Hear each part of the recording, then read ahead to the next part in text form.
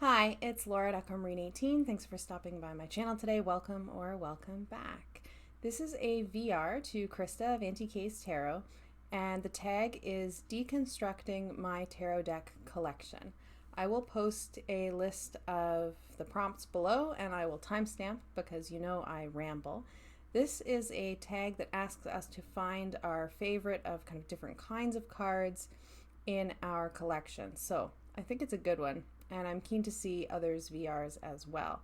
And I'm kind of unsurprised that Aunty Tarot and I have some shared favorites. So without further ado, the first prompt is favorite court cards as a set. And I chose the Next World Tarot court cards.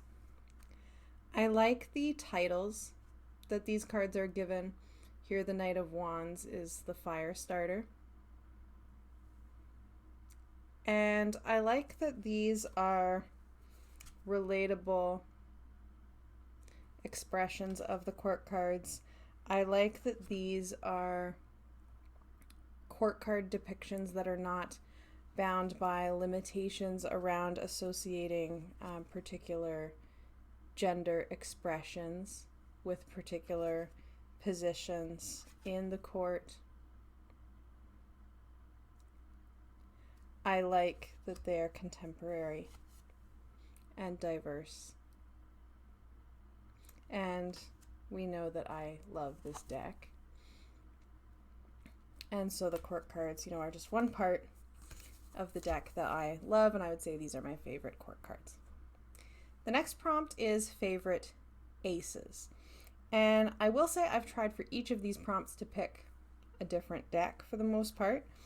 And so aces that I quite like are from the Heart and Hands Tarot, and this is my badly trimmed version. I like that these aces are very full of pattern, and I like that they're, simple, but very clearly aces. I like that they're labeled with a 1. I really love two of them in particular are my favorite. One of them is this Ace of Wands with the wand here shown as a pencil. I like all those arrows going out that suggest a lot of different possibilities, and there's a sense of inspiration here that I really like. I like the heart on the Ace of Cups. There's a sense of overflowing there that I like. And I really, really love this Ace of Pentacles, which has a seed taking root, which I think is a great visual representation for the Earth suit, the Ace of Pentacles. So particularly the Wands and the Pentacles Ace are the ones that really stand out to me as my favorite of the 4. But as a set, I really like the Heart and Hands Tarot Aces. The third prompt is favorite pips. Noted as being either Tarot du Marseille pips or lightly illustrated pips. I would say non-scenic pips that don't have people in all of the minors. And I chose, perhaps to nobody's surprise, again, the Fifth Spirit Tarot. I'm going to have to go through and find some pips. These are semi-illustrated. They have the number of the suit in the image, for example here a 9 of fire showing 9 candles, so they're a pip in that sense. 5 pentacles depicted here, but they have some amount of a scene. I really like the aces in this deck too, which are part of the pips, so it's not cheating to mention them again. I like the way that this deck blends pips and some hint at perhaps a more scenic or a Smith-Waite inspired depiction. And some of these I just think are really, really clever. I love reading with this deck. If there was a style of minors that I would say is my favorite style of minors, it's these. So that is the Fifth Spirit Tarot by Charlie Claire Burgess as having my favorite pips. Now, next is my favorite majors, and that's really hard. There are so many majors that I love, and certainly picking, my favorite Fool card, and then my favorite Magician card, and then my favorite High Priestess card, and so on. They wouldn't all be from the same deck, no question. But favorite majors as a set, I'm going to pick my Naturescapes by Tina, Queen of Wands, a deck that I love. And I just love these depictions. What is more of a sun card than just this beautiful golden scene of a sun card? These are really smart to me, so well curated. This Fool feels like such a leap there. It feels like you're inside the majors, the Hanged One. Maybe this is, at the bottom of a bungee jump or something, looking down at the treetops. You get a sense right away of which one is which, without there needing to be any people, without there needing to be any keyword, without there needing to be any, really traditional takes on the symbolism at all. I love these. I love this moon card.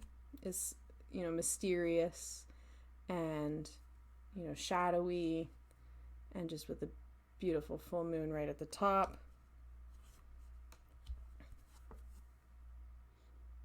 There's not a single one that I don't like at all in this. And I've just pulled some of them out.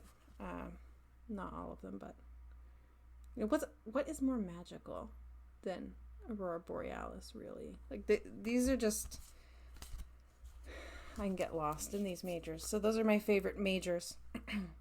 The Naturescapes Tarot. The next prompt is the favorite tarot card backs. Now, I just did not so long ago a VR to Casper, Boy Diviner, about favorite card backs. So I had a whole bunch of them in there. But one that I didn't mention that I could have, as another favorite deck back that I thought I would throw in here since I didn't mention it in the other and I didn't just want to repeat myself, is the back of the Architect's Tarot by Yusuf Bushiri. I love this deck, as people know. This kind of complex shape that is simultaneously a kind of simple design.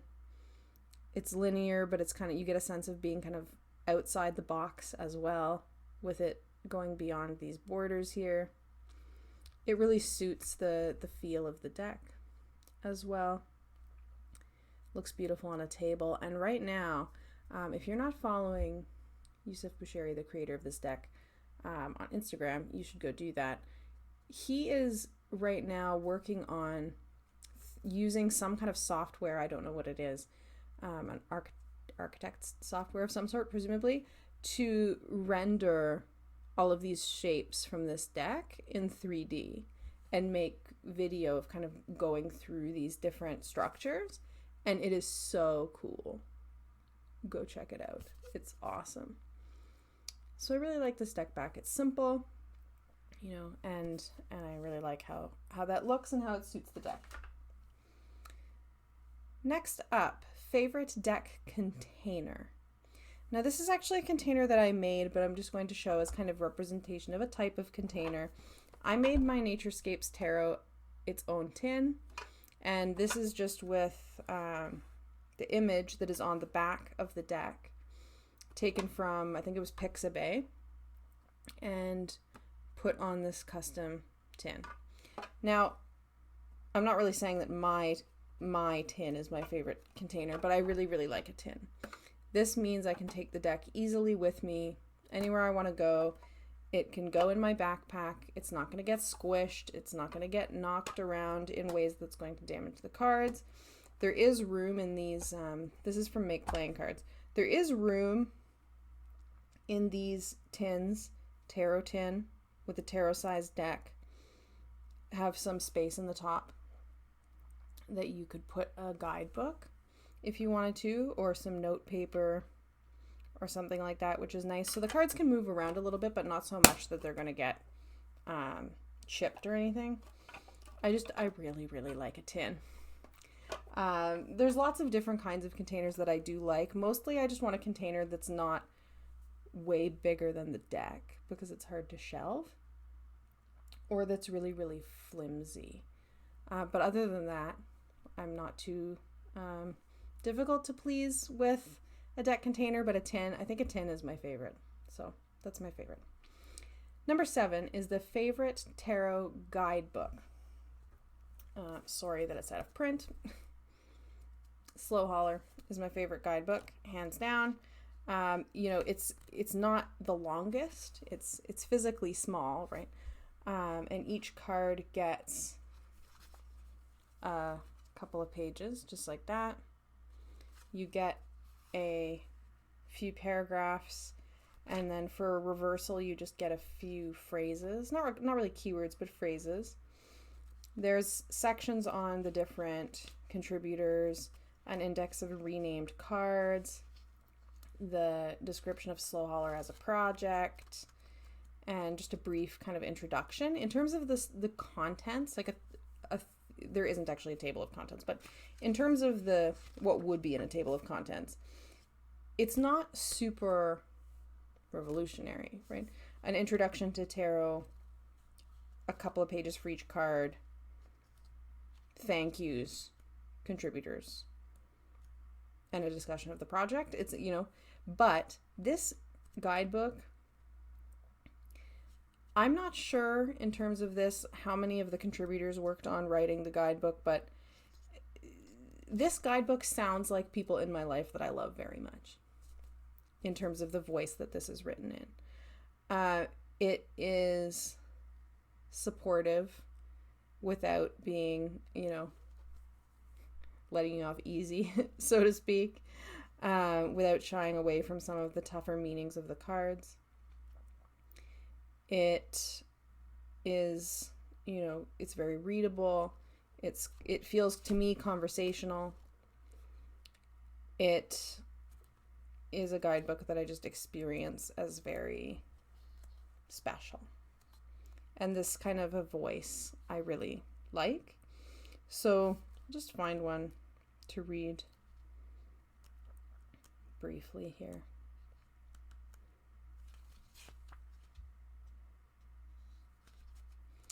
What should we read?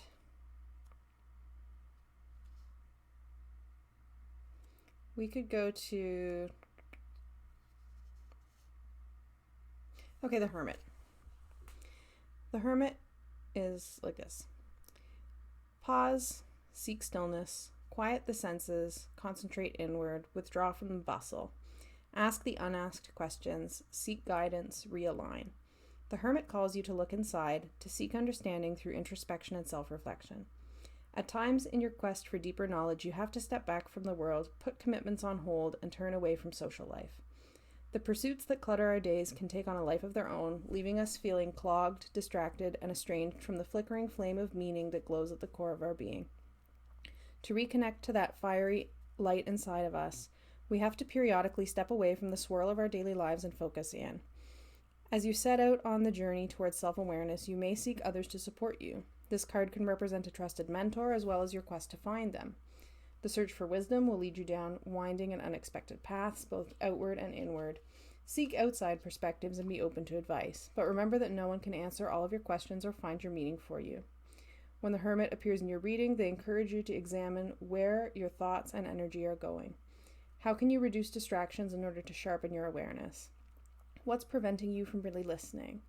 When you embrace constructive solitude, when you can be alone without feeling lonely, when you can hear and take joy in the beat of your heart and the rise and fall of your breath, you have absorbed the lessons of the Hermit. Reversed Hermit as distraction, self-isolation rather than healthy solitude. Build resilience before going inward. I just really like how this is written. It feels very special to me. So this is my favorite tarot deck guidebook. Now there's a couple of tricky cards prompts, which I quite liked. Favorite tricky card, the Empress. Now, folks know that there's a lot of Empresses that I don't like. There are a lot of Empresses that I do like, however, but I have tried to just pick one for every prompt in the list. I haven't, chosen every Empress that I like, and one that I've been, in a deck that I've been working with recently that I really, really like, that stands out as a new favorite, is the Empress from Great Lakes Tarot. And you can see they're holding a root here, and there are some blossoms there. The Empress. And I like this for a couple of reasons. One is that it captures the part of the Empress card, which for me is about closeness to nature. And this is a really nature-based deck. There's a lot of cards in this deck that are animals, plants, for example. But here you have the hands of a human digging in the dirt, or that has just been digging in the dirt. So it captures that kind of, direct engagement with the natural environment that for me has a lot, to do with the Empress. The Empress in the Smith-Waite is sitting outside, right? There is a nature connection aspect to the Empress for me. I like that it's a root that they're holding. You get the sense of creation and new growth and emergence. I like, of course, that this is not a depiction that is bound by gender in any way.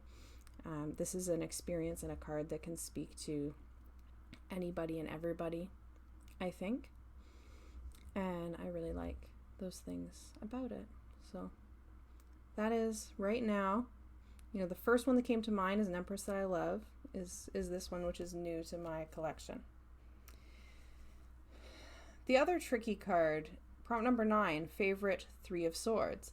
And this is definitely a tricky one in the sense that I know a lot of us, particularly perhaps those of us who read multiple different kind of tarot traditions or lineages, struggle with the Three of Swords in Smith-Waite and the kind of pierced heart imagery, because when you put together a kind of numerological understanding of the three with the air suit of ideas and thought and intellect and ideas, right? And you think about the three having to do with multiplication, having to do with creation, having to do with growth, having to, there's all of these kind of things that you could associate with a three, and putting that together with the air suit does not get you a stabbed heart, right? So I think that that's why this one could be a tricky card, and certainly why it's sometimes a tricky card for me.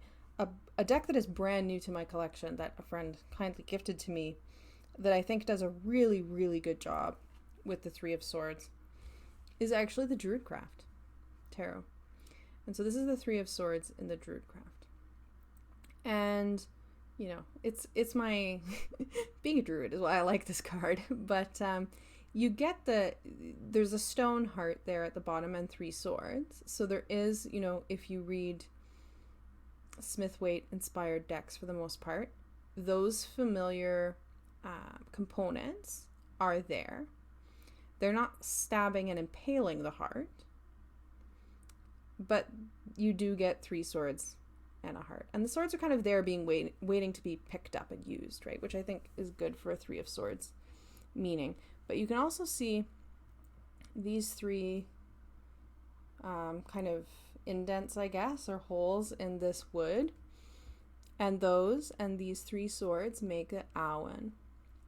And people have seen me wearing an Awen pendant at times, with the 3 circles at the top and the 3 lines emanating from it. It's a symbol in Druidry, and it is depicting the sun and the angle of shadows of the sun at the solstices and the equinox. A shadow made by a standing stone at those different times of year, with the sun coming down. And in Druidry, the Awen symbolizes inspiration from nature, and inspiration of the bards and artists and poets and musicians. And so Awen, to me, as a concept, is very 3 of swords. in terms of inspiration and ideas, thinking about the air suit and a 3, right? The symbolism of a 3. So I think that this was a really, really smart way to have the heart and the swords without it being impaled. And with, for me, a symbol that speaks to things that are very readily connectable to a more numeric and elemental understanding of the 3 of Swords. So that is why I really love this 3 of Swords. This one immediately became a favorite. Became my favorite. This is my favorite 3 of Swords. Druidcraft Tarot. Now the last prompt is favorite extra card. And I picked a few, just all from the same deck because it came with a couple of extras. And that deck is the Majestic Earth Tarot by J.D. Hildegard Hinkle, I think. Yeah. Majestic Earth. And I don't usually use extra cards, I will say. They usually just live in the box. I don't really read with them. And these aren't ones that I would necessarily read with, but I have used in other ways. And there's just some cards to represent the elements. And the deck is not landscape like this, but just these extra cards are. So we have here, and you can see the symbol in the bottom there, a card to represent air, a card to represent fire,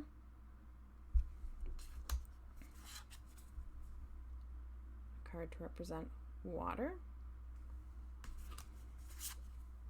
a card to represent earth, and then there's a 5th one to represent spirit. I don't think of this as an element personally. So really the set of 4 is what works so beautifully well for me, but they're just so pretty.